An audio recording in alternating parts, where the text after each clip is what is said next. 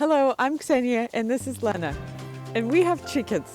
They live here in the coop, but they also have a nice, large, fenced-in area going all around our garden, forming a chicken moat. Think about a castle with a moat full of alligators ready to eat invaders. But the alligators are chickens and invaders are crickets.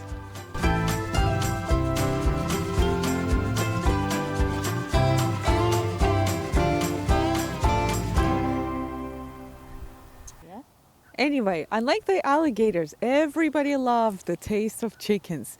We've seen a fox sniffing around, and last weekend a falcon attacked the chickens. Luckily, Lena and her husband were able to see the attack and scare him off. Unfortunately, the falcon set up a house right over the run, so we can't let the chickens out. There's several other issues as well. The perimeter fence won't stop animals like foxes or dogs. The nesting box is at the same level as the coop floor, so the hens probably won't nest there. The coop doors don't seal well, and they let wood chips out and the cold winter air in. Winter is cold enough to freeze the water. We have a heater, but it runs all the time. To solve these issues, we're going to perform the following upgrades. Install a top fence over the chicken moat to keep the birds out. Install livestock fence to keep ground animals out. Install a new door latch and weather stripping on the coop doors. And build a removable dam to keep the wood chips in. Build a wood dam between the nesting box and the rest of the coop to raise the floor level. We got a digital plug-in thermostat that we'll install in the coop to monitor the water temperature to keep it above freezing. Alright, I hear you saying, what is a chicken moat? You made that up, I'm not watching. Well, it's real, and here's the MS Paint image to prove it. Here you see our backyard. The garden is in the center of it, and around the garden is a fence, and then surrounding that fence is another fence, 5 feet away. The area between the two fences is the chicken moat. The chicken coop also lives in here, and can be accessed from outside the fence. Now that's out of the way, let's get started. Before we can install the top fence, we need to raise the outside fence height to match the inside level, so we can still walk inside the run. My husband got the wrong posts and they're too short, so we're going to weld these steel rods to the top of the posts to extend them. Neither of us know how to weld, so my husband is helping with that. Naturally, he made us do it.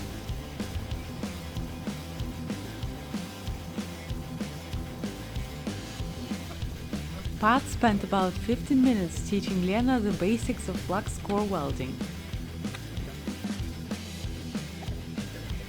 This was really boring to watch, so we've cut it down. Then he did a demonstration weld to show technique. The whole time Patrick was training me on what to do, I was thinking, oh, I'm super cold.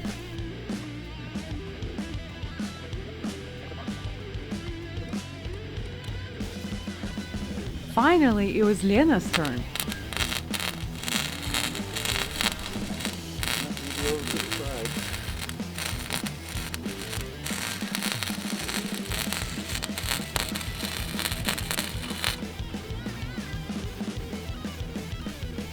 When Patrick first told me that I was going to do the welding, I thought it would be easy, but it wasn't. I was surprised at how hard it was to simply melt two pieces of metal together, especially after watching how easy it was for him to do it. When I made this first weld, I was hoping it would be beautiful. I thought I would be good at it right away. After I saw what I had accomplished, I realized I need a lot more time practicing. After the first few tries, it started to look better, and I wanted to keep going. I just wish it was warmer. We were freezing.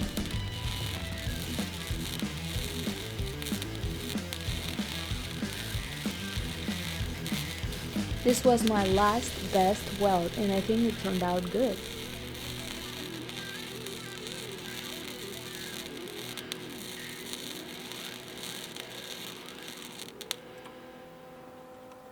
Phew!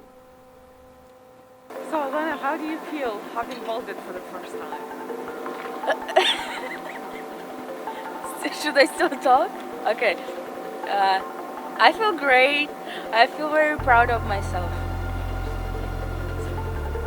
Nice. Are you going to weld again? Of course, we have thousands more of them left. Very good. Thank you for all your work. After the welding was complete, I got to clean the welds. Yay!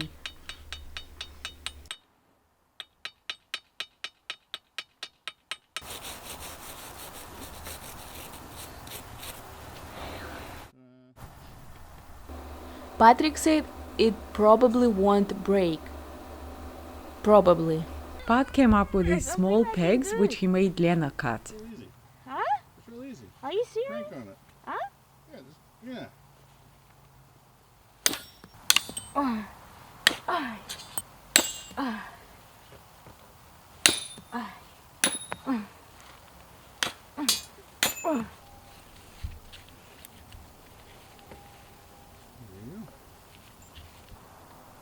The next day, Pat welded these to the new poles, so we had something to fasten the fence to. I helped by standing around and freezing to death.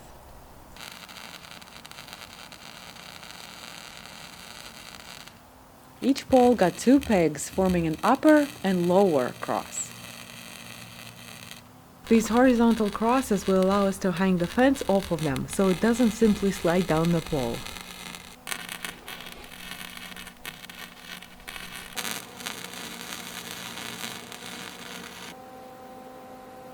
Fire! Fire!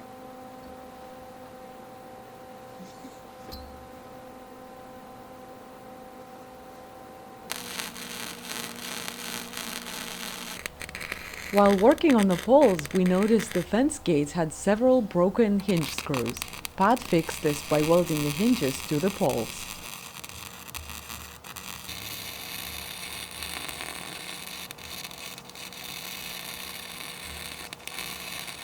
Now that the poles are ready to go, we got the chicken wire ready to unroll.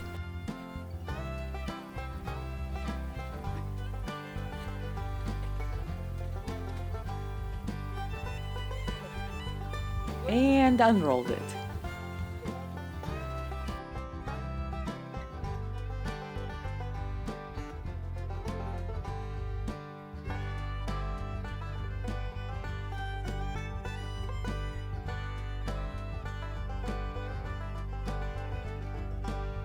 After it was unrolled, we cut it to length.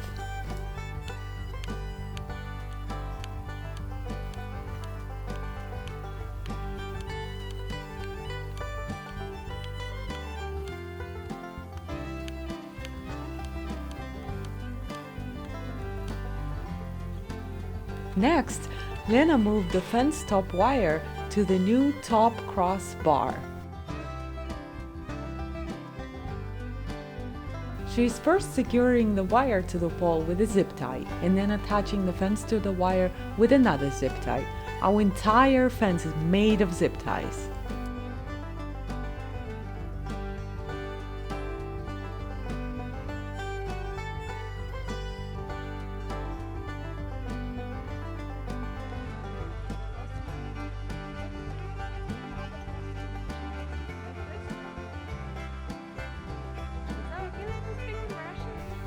After the wire and outer fence were secured, we started attaching the top fence to the outer fence top wire with even more zip ties.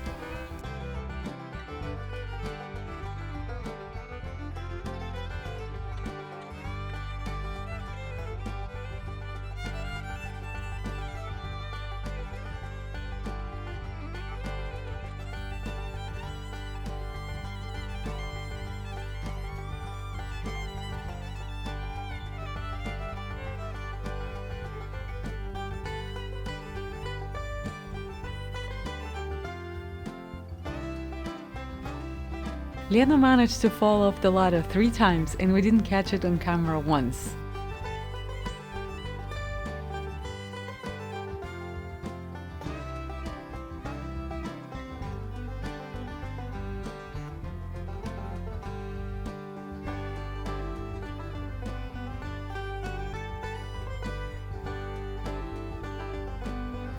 After we finished securing the fence on the outside, we had to flip it over to the inside.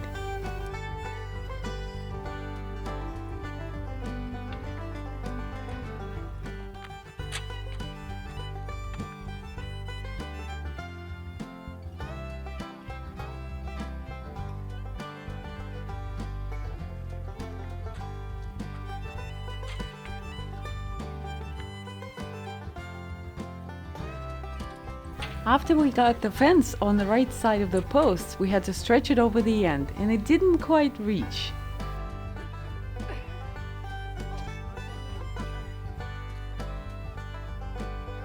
Luckily, our cameraman felt bad for us and helped us out.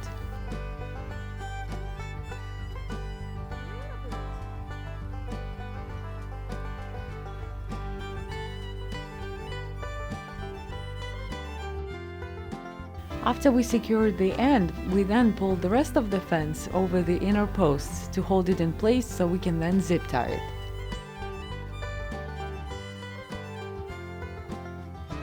And with that, the front section was done. Yay!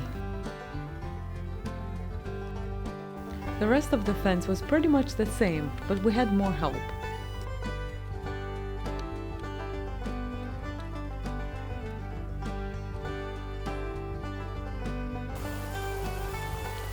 Sometimes I am asking myself, why?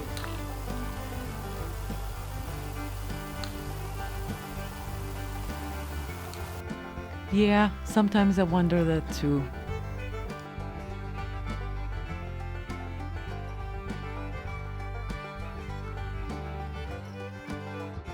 The process here was the same. We secured it to the top wire,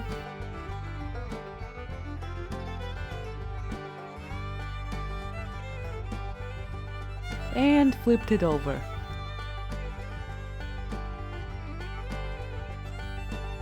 Then we attached it to the inner posts and the ends.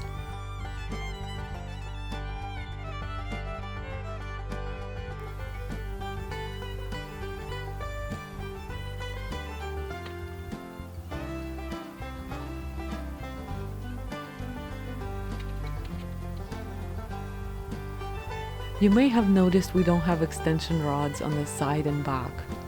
That's because we're lazy. Oh well, fence is done. Then we started working on the Coop doors, starting with the latch upgrade.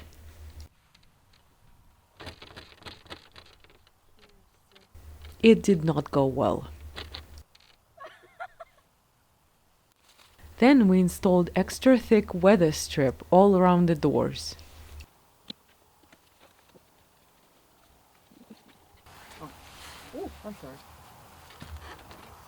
This also did not go well.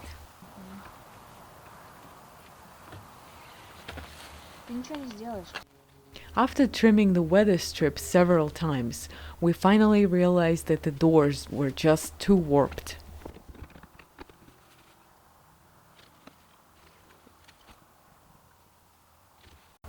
After realizing this, I decided to install wooden frames on the inside of the doors. That's the only way it's really gonna work out. I got it on most of the top. The first step was to measure the size of the doors and the opening. Almost 43. 43, and do you remember this thing? 20? 43 and 22, right?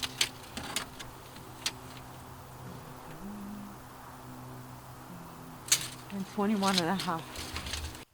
Then I moved to the garage and selected some 2x4 scraps.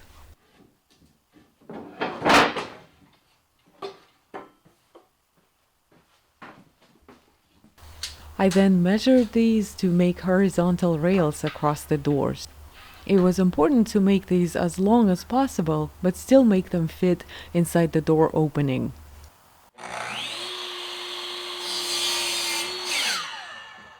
It was my first time using the miter saw, and as you can see, I was very happy. You may have noticed that I'm not wearing safety glasses. That is because I'm dumb. Always wear safety glasses. Then I installed these rails on the inside of the doors with a million screws. Pat says this looks like a machine gun target from a cartoon.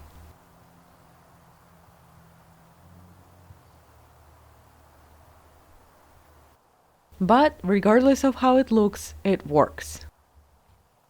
With the doors better, we moved on to installing the heavy fence around the perimeter.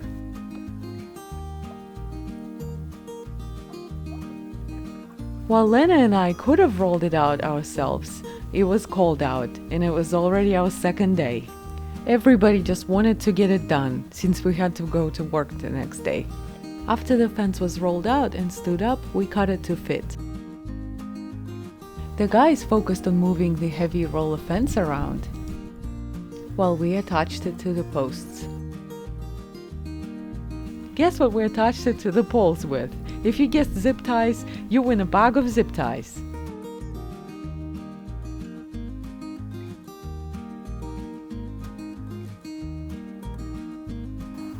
Since we had to cut around the coop doors, here I'm bending over the sharp ends so we don't die from blood loss.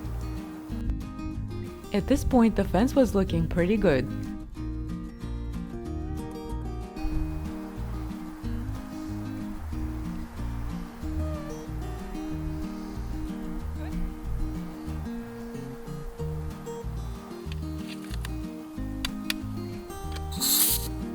The final step was to staple the edges of the fence to the coop itself.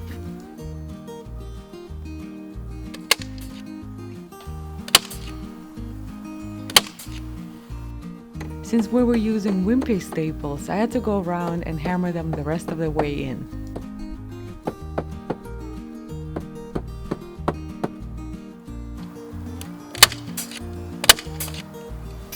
Areas like these should have boards nailed down holding the fence, but we're lazy.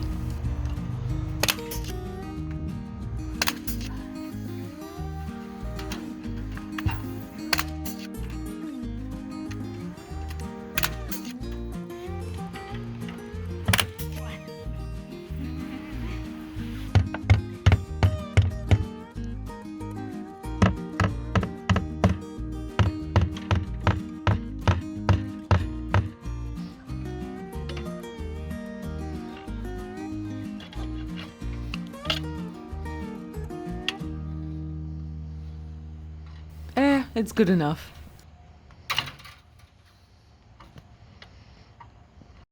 The chickens poop in their water. This was an issue we discovered while doing the door upgrades and realized it was something we needed to take care of right away. To solve this problem, we put a board over the water to act as a roof.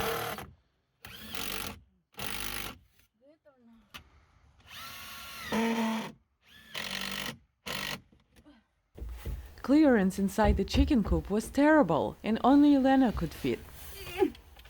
Even with her small arms, she still had problems bending to get the screws in.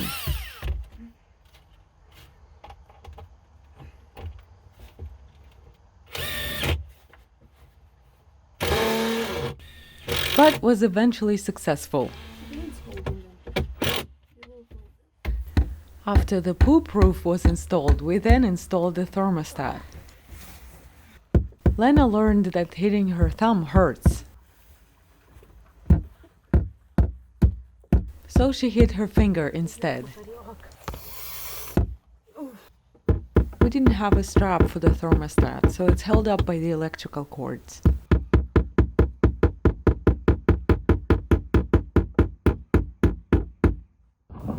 Lena demonstrated her magic plum arm when positioning the water.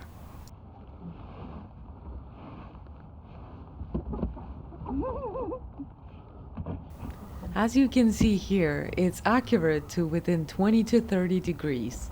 I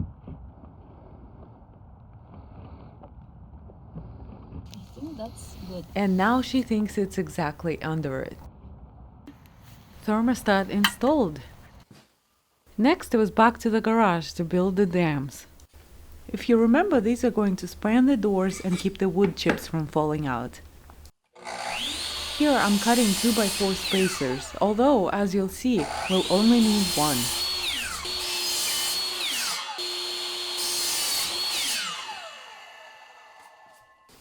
Next, I cut 1x4 blocks that will sit on the spacers and will retain the dams.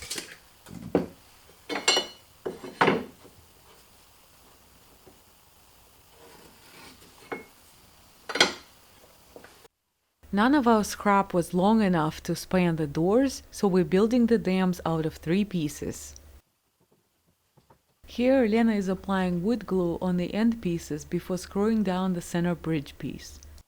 She's using the first dam she built to set the length and ensure it goes together straight.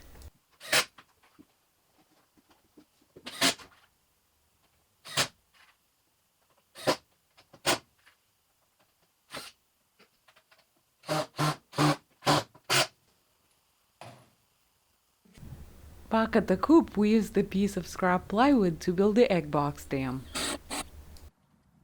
Lena had to climb all the way into the coop to do this and got filthy. At times like this, I'm glad she's smaller. With the egg box dam installed, we got to work on the door dams. First, we installed the center support spacer. Lena's wearing the latest in country strong attire, featuring chicken poop and wood chips on her jacket. Then we installed the retainer plate to the center support. The spacer block is required because the center support is a 2x2.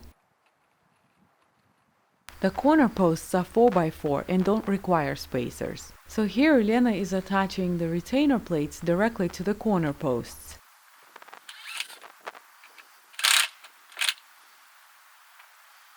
After we had the retainers in place, we realized we had made the dams too long.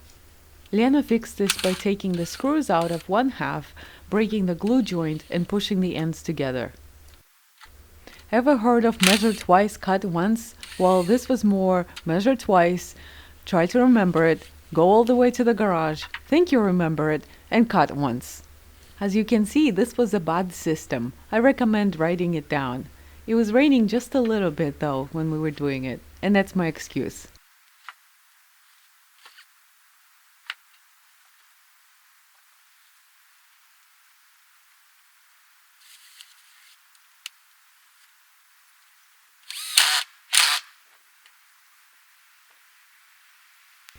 For the final step, we installed one screw per side per dam to keep them from falling out.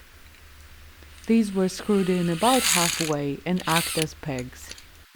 We build the dams like that so they won't tip over or jam, but still be removable for cleaning. And here's the results of our work. That's all of our coop upgrades done. I think the biggest hurdle of the whole project was the weather. It was freezing cold and there was constant wind all the time. Just look at me trying to add wood chips to the egg box. That said, I think the project went very well overall. I'm happy, and more importantly, the chickens are. So that's all we have for you today. Thank you for watching this rather long project to the end. If you like videos like this, please consider giving us a thumbs up and subscribing. We produce a range of woodworking and carpentry content. Also, we now have a Patreon page if you would like to contribute to the channel. This goes directly towards making the channel better, and you'll get our thanks as well. Anyway, until next time.